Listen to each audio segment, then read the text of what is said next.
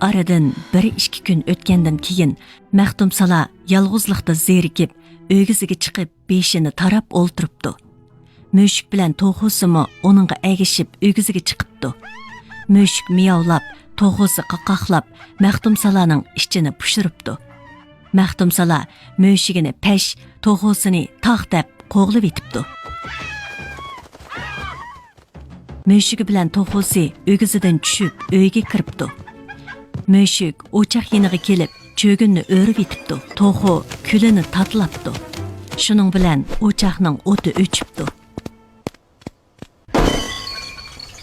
Maxtumsala uyga kirib, o'tning o'chib qolganligini ko'ribdi. Nayti qayg'urib, yana o'g'isiga chiqib, endi qanday qilaman deb yig'lab o'ltirsa, o'ng tarafida itning ovozi anglanibdi. Sol tarafida tutun ko'rinibdi. Maxtumsalaga o't tepib kelish qayg'usi tushibdi. Nima bo'lsa bo'lsin, peshonamdan ko'ray, deb is chiqqan tarafga qarab mengibdi. Uzoq mangandan keyin mo'risidan is chiqayotgan bir eski tam uyga yetib kelibdi.